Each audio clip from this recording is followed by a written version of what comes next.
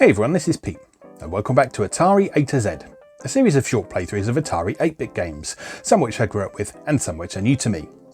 Today's game is Omidor. That's not a mistake, Omidor. This was a 1989 game released as part of the February 1989 issue of the compy-shop magazine, an on-disc magazine by German mail-order distributor compy-shop. Each issue of compy-shop magazine provided a double-sided disc with side A containing text articles, often with illustrations, plus actual programs to run, and today's game is one of them, while side B of each magazine included an interactive catalogue and price list, so it's quite a nice interactive way for compy-shop to get involved with its audience. Omidor itself is a clone of Konami's 1982 Amidar, if you hadn't already figured that out, which did get an official port to Atari 2600, but not Atari 8-bit. It came out back in 1982, so by 1989 presumably compy-shop figured that they probably wouldn't mind if someone did an unofficial port of it.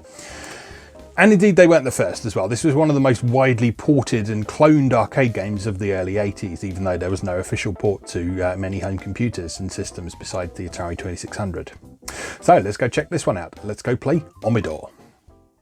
Okay, today we're looking at Omidor, as I said at the start, but I actually managed to track down a disc image of the actual magazine, the compy-shop magazine that I was talking about. Now, while my German isn't up to translating what's in here, I did want to show you what the format of this was, because I think it's a really interesting thing to do. And something that I kind of miss, because on-disc magazines like this carried on being a thing up until sort of the early CD-ROM era. Sort of before the internet became particularly widespread and made this sort of thing largely redundant. But back in the early days, sort of on-disc magazines were a good example of a place you'd find demo scene stuff, which is evidently what's going on here. We've got some full channel music going on with some graphic equalizer type things going down the side. We've got some fancy display list interrupts, lots of colours going on, wobbly graphic effects. February 1989 this was. And we've got a bunch of different tunes. So I think they're currently listening to Polestar at the minute. And we got Little Song.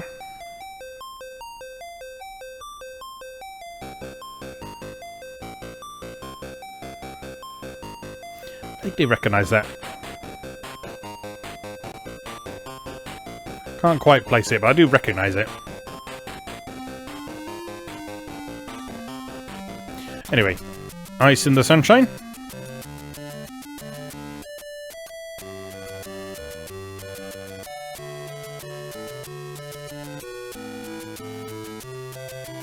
Don't know that one. The Commandment.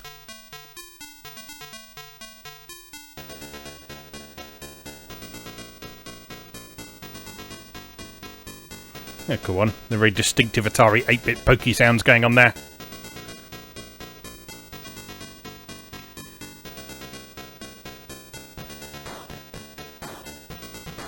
That sort of quite harsh lead sound that's going on there. That's one of those sounds that sort of really gets to me and makes me think of the Atari 8-bits.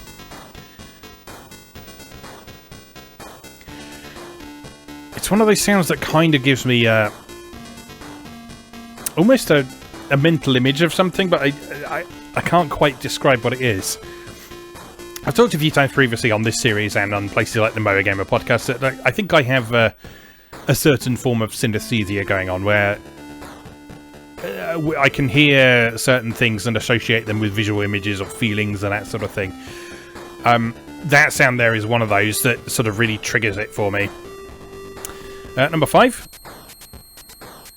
This is a well-known one.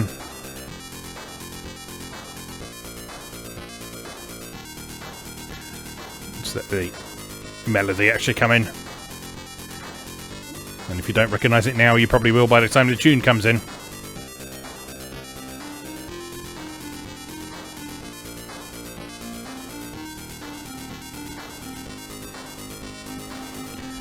Lovely stuff. This is all really high quality music, actually. And I wonder if they did this with every edition of their disc magazine. I don't know, this is the only one I've downloaded, but it's kind of making me want to check out some more of this stuff. Happy song number 1.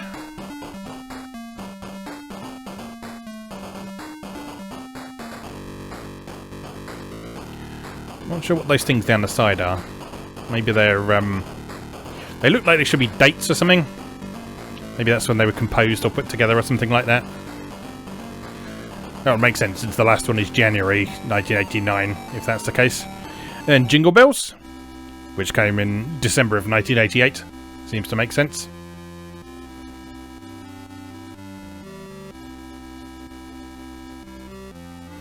We can have some drums coming in on that fourth channel, maybe?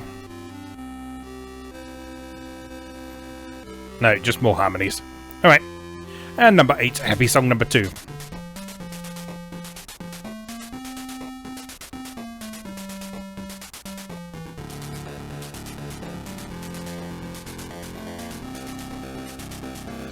And again, that bass line there, that's a very distinctive pokey sound to me. Makes me think of the Atari A immediately. Anyway, that is the intro scene to compy-shop magazine from February of 1989. Let's take a moment and load up the magazine proper. So here we are. We have the contents page on here. And then you can go to the various different sections by tapping on them with the fire button. So it's loading the text. And here's a welcome message from Peter B, who is presumably either in charge of this or in charge of compy-shop or something like that.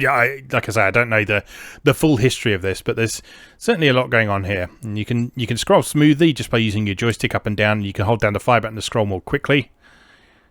And you see a lot of these articles actually have some really nice pixel art as part of their stuff as well. So, mit die Text ausdrucken.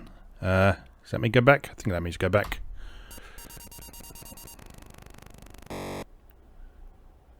No, that just takes me to there. How do we get back?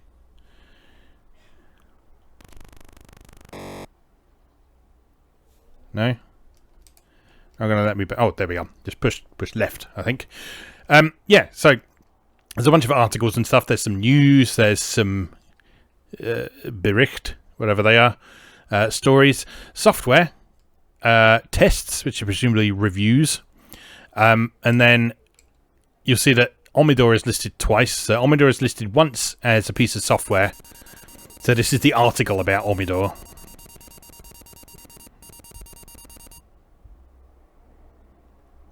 Von Peter Sabbath. Malermeister Otto Omidor hat einen großen Auftrag übernommen.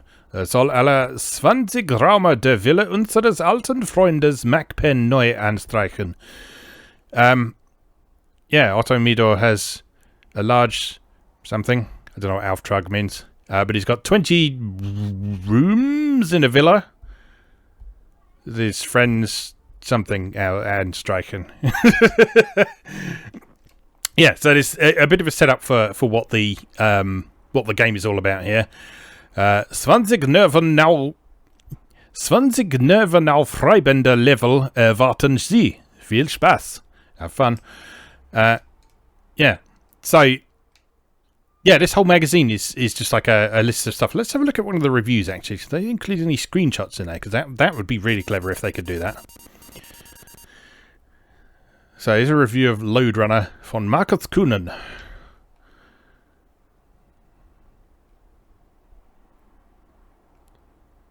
No, just text from the look of things. But they gave it... I don't understand their scoring system. Oh, I do. Okay, so... Yeah, so they would score things out of 100. And then they take an average of those to get their final score. And then that would equate to a grade or something like that. So Load Runner got an average of 70 points. Because its graphics and sound aren't very good. And that gave it a 2-. 2-. Anyway, we're not here to go through all that. We're here to play Omidor. So let's pick Omidor. And that will actually come out of the magazine program and actually load the game itself. So I would assume this was a fairly regular thing for them, that they would include some sort of software as part of the magazine. Because it's basically the on-disc magazine equivalent of providing a typing listing, I guess. Right, here we are. It's a copyright 1989 compy-shop, so as far as I'm aware, this wasn't released in any other way other than through this disc magazine. We've got some of those nice graphic effects that we saw on the main title screen as well, so I guess one of the people who was behind that was also behind this as well. And then we drück start to get going.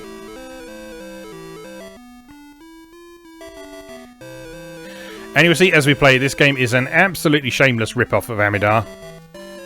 Which is absolutely fine, as they say, because Amidar did not have an official port to the Atari 8-bit. There were a lot of clones, one of which we've seen on this series already. We've seen Kid Grid previously by Artie Harutunian. And that was quite a well-regarded one. But this one is actually a lot closer to how the original Amidar worked. Because Kid Grid, you were drawing squares that were all the same size. Whereas in this, you got levels that are much more like what you had in the original Amidar, which is lots of different sizes of rectangles to draw around. Meaning that in some cases, to draw these quite tight shapes, you need pretty fast responses in order to get around those corners. I do think you might actually be able to you can sort of queue up a turn by holding down the direction before you get there, I think. But yeah, there we go.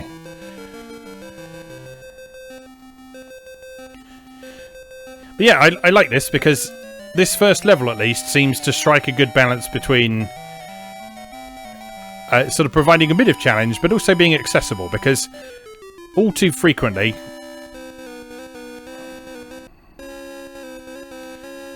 Where have the lines gone? Where have the lines gone? There we go, done.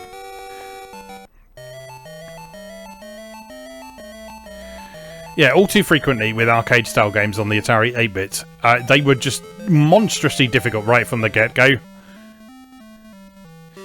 Which can make them a little bit difficult to approach, particularly from a modern perspective when we're more used to games being designed in a way that sort of eases the player in a bit more. But to be fair, that was entirely in keeping with how arcade games were at the time. A lot of arcade games demanded that you have immediate knowledge of the mechanics. And they were something that you had to gain mastery of over time. They were challenging from the beginning because they were designed for you to get good at, basically.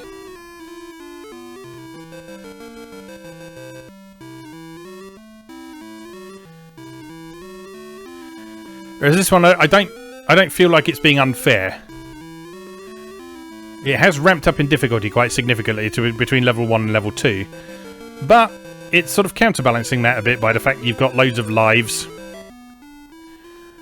You move pretty quickly. It doesn't feel like a particularly harsh punishment when you lose a life. Yeah, this is pretty well designed, actually.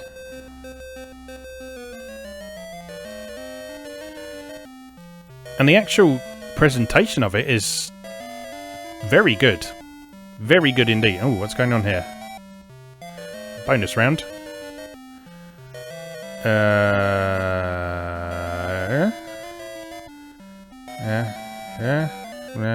No.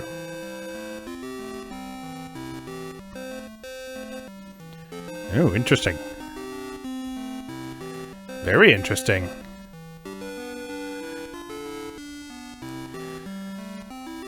Yeah, so not only have we got the varying size boxes, unlike something like Kid Grid, we've actually got these awkwardly laid out levels as well. Uh-oh. Oh, that's tricky. I like it though, this is good. Good stuff. Alright, let's have another go.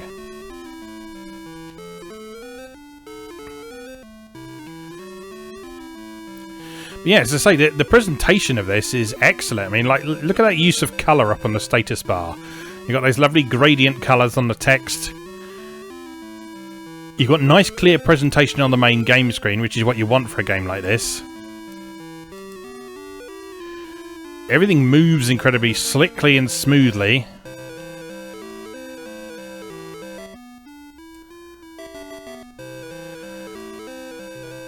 And you've got this music playing in the background as well. Which either seems to be interacting with the game or is just an incredibly long piece of music. Either way, it's pretty damn impressive.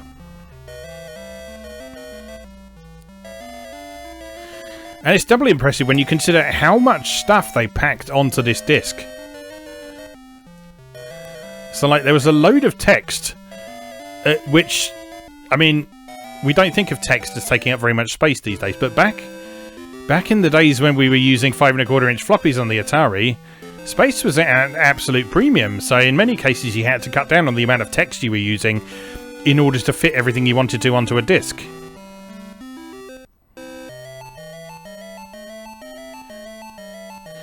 So, for example, if you wanted to fit lots of basic programs onto a disk, it was not at all unusual to do things like stripping out the comments.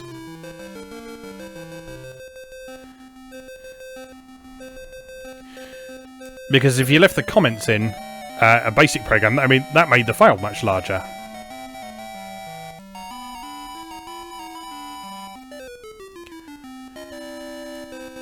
But yeah, the amount of stuff that is squeezed onto this disc is fairly extraordinary.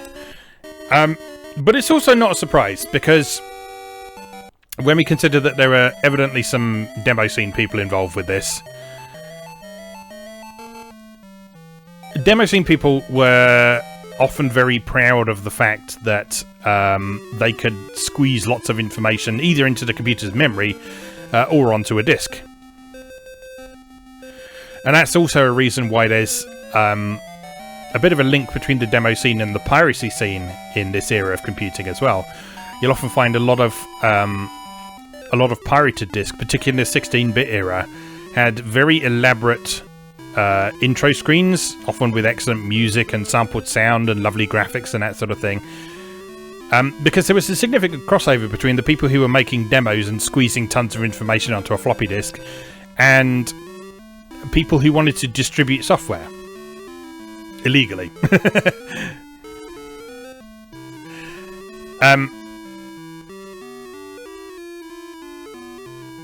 And I mean, you can probably imagine how beneficial it would be for a piracy group to be able to squeeze a lot more information than normal onto a floppy disk, because it meant that they could do things like they could squeeze multi-disc games onto a single disc, or they could put multiple games on one disc. And that made distributing all this software much more efficient.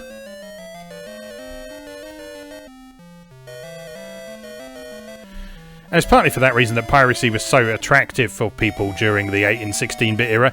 I guess these days, the closest equivalent would be piracy groups doing things like stripping out DRM and that sort of thing, because compression isn't really as much of an issue for people these days, because we all have such massive storage attached to our computers.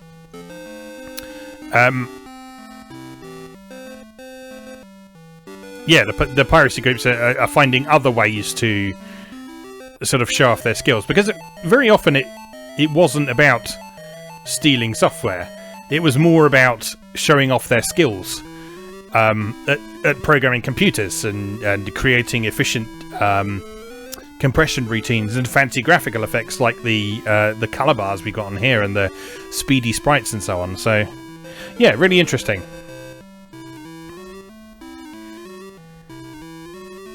But yeah, not saying that compy-shop was a piracy distributor or anything, but evidently someone on their staff was skilled with the sort of file compression techniques that a lot of demo scene coders were very proud of.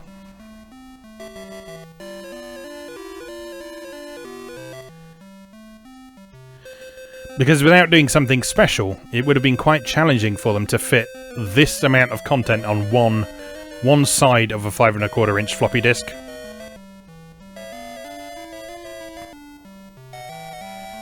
Because the other side of the disk has a bunch of content again, a bunch of completely different stuff. It's got the price list and catalogue for compy-shop. Very cool.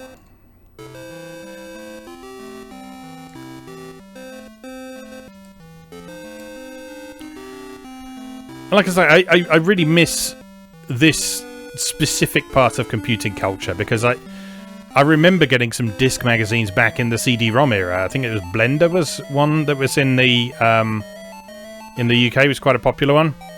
But then there was also CD-ROM magazine, which had a paper magazine, but then also had a CD magazine attached to its front cover as well. And again, that came with a bunch of stuff on there. Had some fun demos to look at, some pre-rendered videos to enjoy, some interactive material. CD-ROM magazine always had a cool interface, like one of those stupid early to mid-90s interactive CD-ROM interfaces that was all like swooping around things that you really didn't need to swoop around when you just wanted a menu, but you know, it was inconvenient, but it was cool.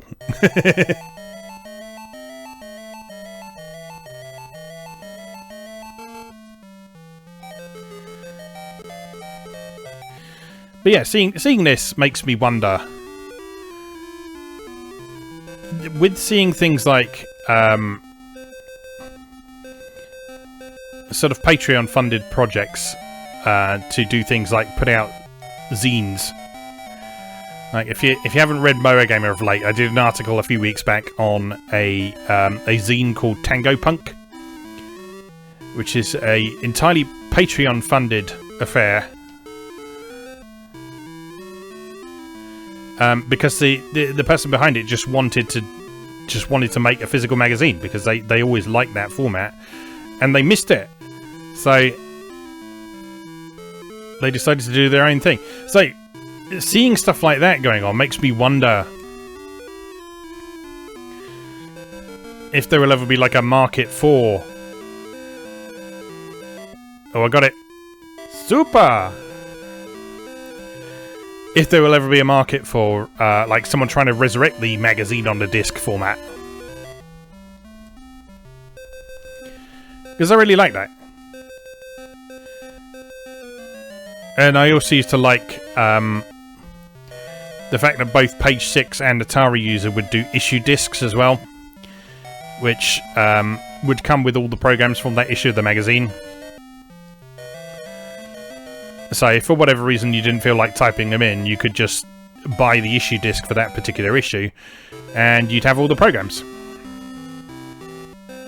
And just to make that an appealing option for people, there are often some extra bonus pieces of software that were provided with those as well. I think I remember getting an issue disc for one of those because there was an error in the type-in listing and it wouldn't work properly on our computer, so we thought we'd buy the issue disc because that supposedly had a corrected version on it. And that actually came with 2 bonus games on it as well that were both a lot of fun. So it was well worth doing. Anyway, I've drifted far off the point. I am enjoying this game though. We are lacking the monkey from Amidar, but you know, I can deal with that. The paint roller always makes more sense anyway. But